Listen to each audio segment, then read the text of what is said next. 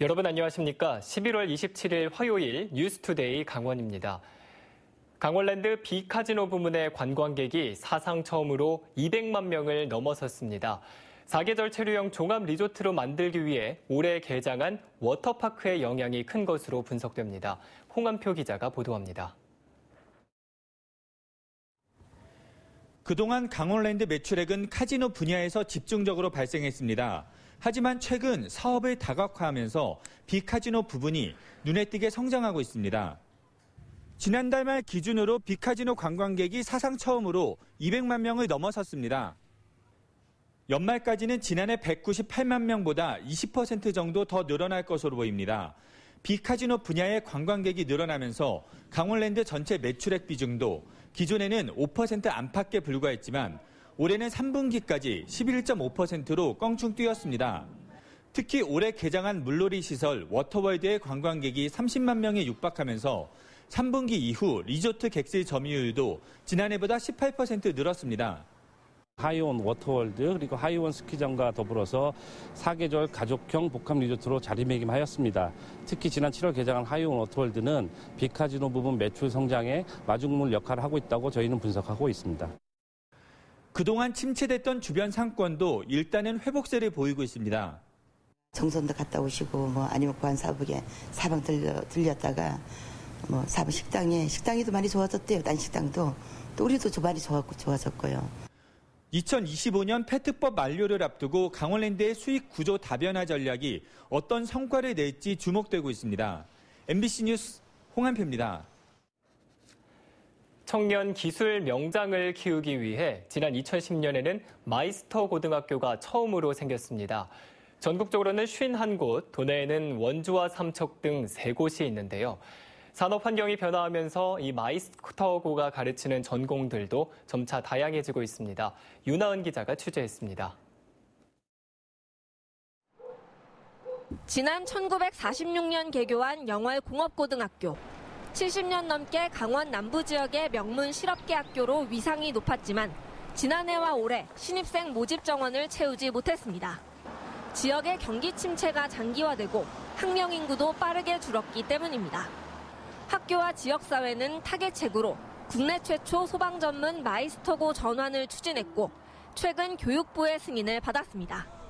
2020학년도부터 4개 학급 80명의 신입생을 받을 계획입니다. 안전에 대한 중요성이 높아지고 소방산업 기술 인력의 수요가 많아지는 추세여서 전망도 밝습니다.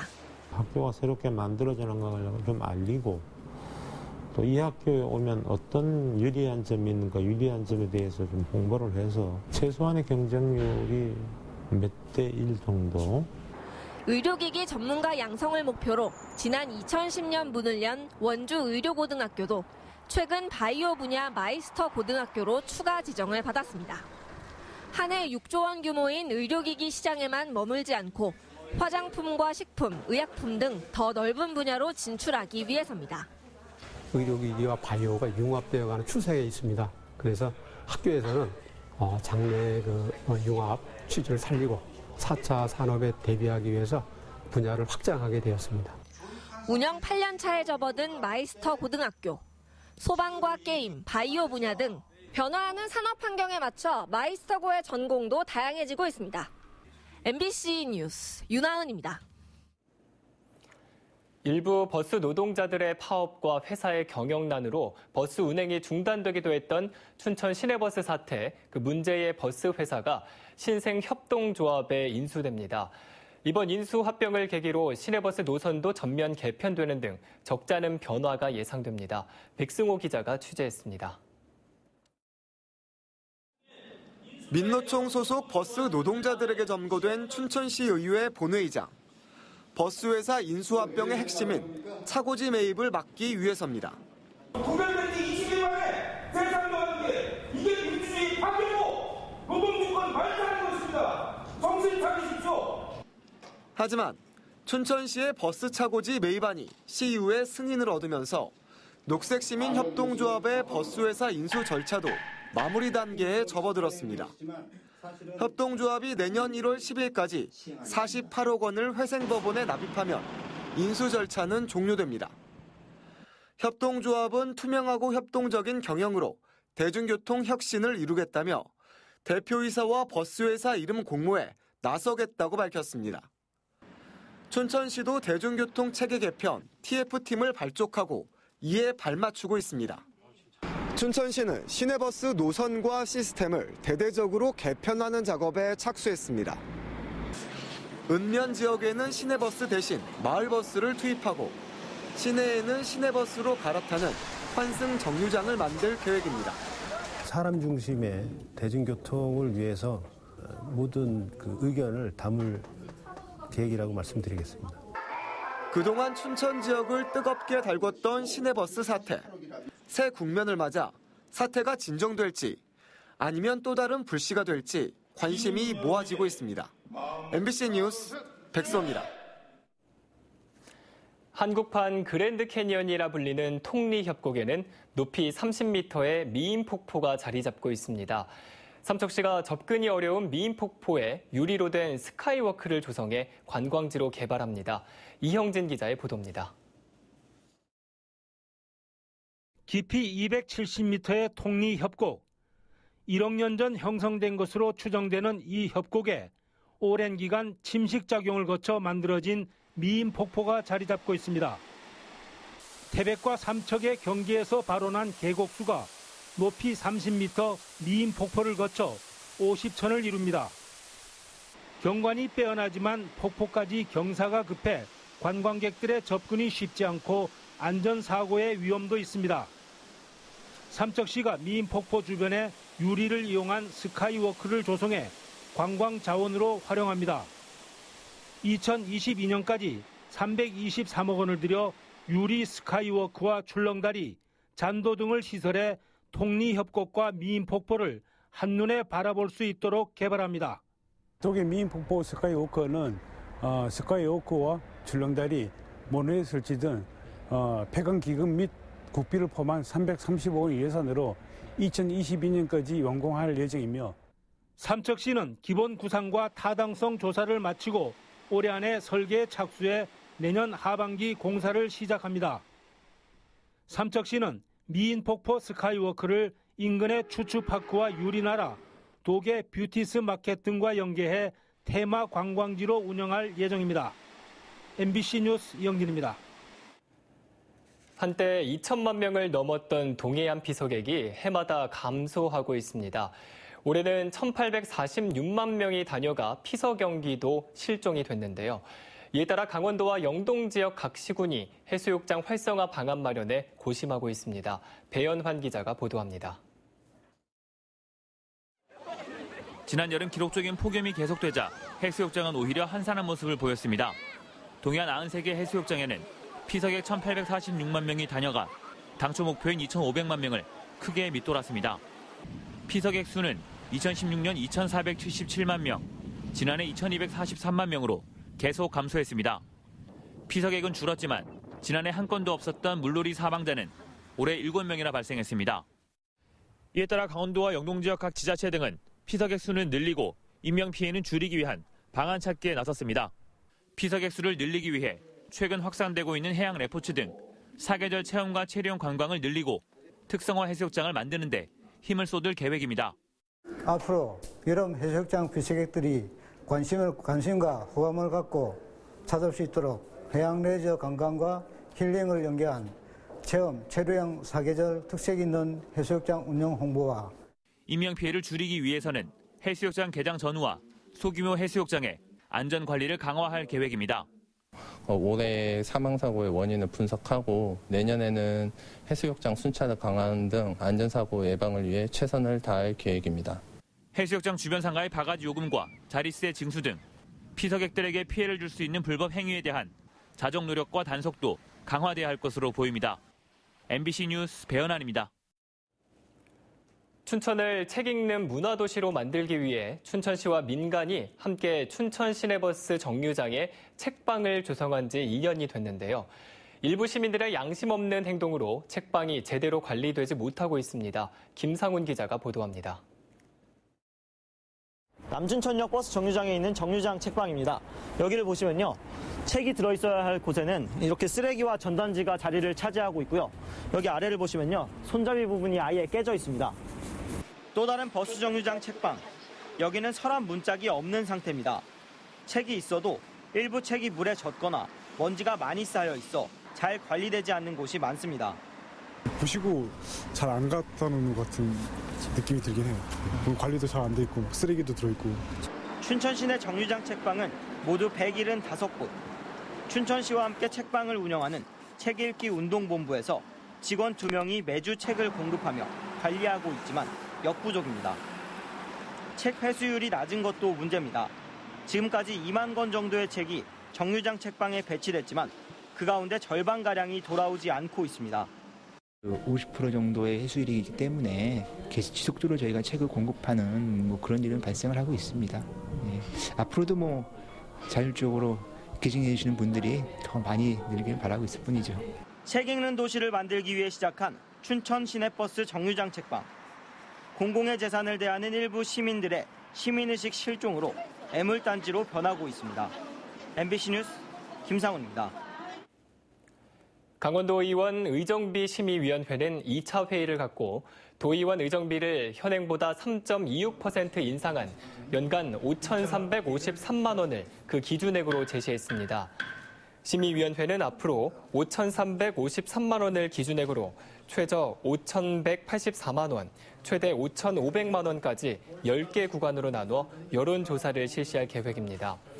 이에 대해 강원도의회는 인상폭에 불만을 표시하며 여론조사에 따른 경비와 행정력 낭비를 막기 위해 지방공무원 보수 인상률인 2.6%에 맞춰달라는 의견을 심의위원회에 제출할 계획입니다.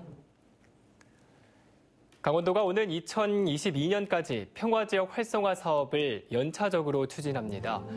강원도는 올해 하반기부터 시작된 평화지역 사업을 내년에 다양한 문화 프로그램으로 확충할 계획입니다. 올해는 평화이음 토요 콘서트와 평화지역 붐업 평화 콘서트, 평화지역 시가지 경관 개선, 평화지역 숙식시설과 환경 개선 사업을 추진했습니다. 내년에는 청년 예술인들이 참여하는 평화청춘 프린지 페스티벌을 비롯해 환경 쉼터 조성과 군장병과 면회객을 위한 여가 편의시설 조성 등을 마련할 예정입니다. 오늘 영동 지역은 가끔 구름 많겠으며 영서 지역은 대체로 흐리고 낮 동안 5mm 미만의 비가 조금 오겠습니다. 오늘 낮 최고 기온은 영동 지역이 14도에서 16도, 영서 지역은 9도에서 11도, 강원 산지는 8도에서 11도 분포로 일교차가 크겠습니다. 또 영서 지역에는 짙은 안개가 끼겠습니다. 한편 강릉과 속초, 고성, 양양 그리고 강원 북부 산지에는 건조주의보가 발효 중입니다. 불씨 관리 잘하시기 바랍니다. 그럼 자세한 오늘의 날씨와 행사를 안내해드립니다.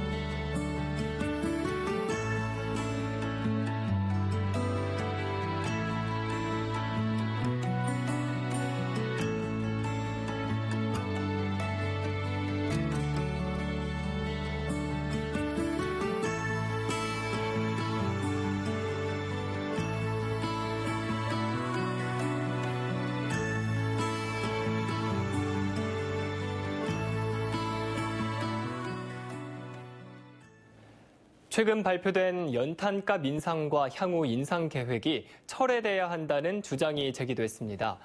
밥상공동체 연탄은행은 서민연료인 연탄이 최근 3년 사이 50% 이상인 300원가량 올랐다며 배달료를 포함하면 장당 900원이 넘는 연탄 가격을 에너지 빈곤층이 감당하기는 어렵다고 밝혔습니다. 정부가 저소득층의 연탄 쿠폰 금액을 31만 3천 원에서 40만 6천 원으로 늘린다고 해도 겨울을 나기에는 부족하다고 덧붙였습니다. 전국 31개 연탄은행은 연탄 가격 인상 철회를 요구하며 청와대 앞 1인 시위에 들어갈 예정입니다. 강원도는 기초생활수급 가구와 차상위 계층 등 저소득층을 대상으로 연탄 쿠폰을 배부합니다. 연탄 쿠폰은 저소득층 연탄 사용 가구의 난방비 부담을 줄여주기 위해 연탄 가격 인상에 대한 차익만큼을 쿠폰으로 지원하는 사업으로 올해 15,577가구에 63억 원어치의 연탄 쿠폰을 배부합니다.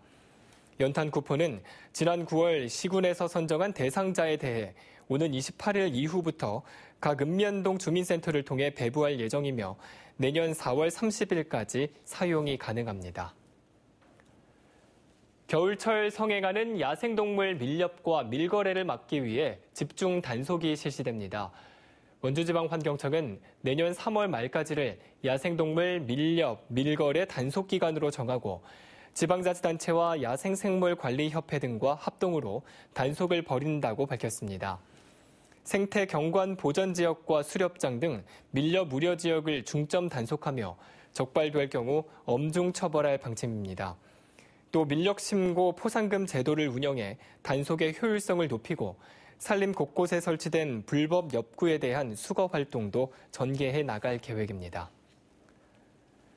강원도는 겨울철 한파에 따른 건강 피해를 줄이기 위해 오늘 12월 1일부터 내년 2월 말까지 한파로 인한 한랭질환 감시체계를 운영한다고 밝혔습니다. 한랭질환 감시체계는 응급실을 운영하는 의료기관 25곳과 보건소 16곳에서 저체온증과 동상 등으로 응급실을 찾은 환자 사례를 실시간으로 모니터링합니다. 또 한랭질환자 발생 정보는 겨울철 자연재난 대비 합동팀과 질병관리본부와 공유해 한랭질환의 상황 관리와 비상 대응 활동 자료로 활용될 예정입니다. 강원도의회가 내년도 강원도 당초 예산안 예비심사에 들어갔습니다. 강원도의회는 오는 30일까지 상임위원회별로 강원도 실국별 예산안을 심사합니다. 이번 예산안 예비심사에서는 전국 최초로 시행하는 육아 기본수당과 폐지 여론이 높은 강원 상품권, 강원도형 일자리 정책, 그리고 평화지역 문화 활성화 사업 등이 쟁점이 될 것으로 보입니다. 또 2021 동계 아시아 경기대회 유치 동의안과 춘천 레고랜드 코리아 조성 사업의 강원도 권리 의무 변경 동의안 처리도 경론이 예상됩니다. 동해고속도로 삼척 나들목에서 삼척 해변으로 이어지는 도로 개설 사업이 올해 착수합니다.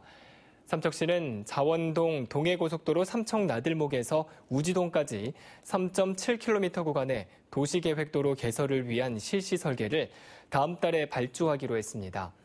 삼척시는 내년까지 설계와 보상 등 행정 절차를 마치고 공사를 시작해 2023년에 완공할 계획입니다.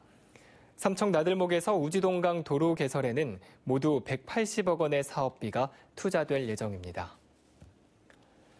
도내 의료원 2곳이 보건복지부의 지역 거점 공공병원 운영평가에서 지난해보다 낮은 등급을 받았습니다.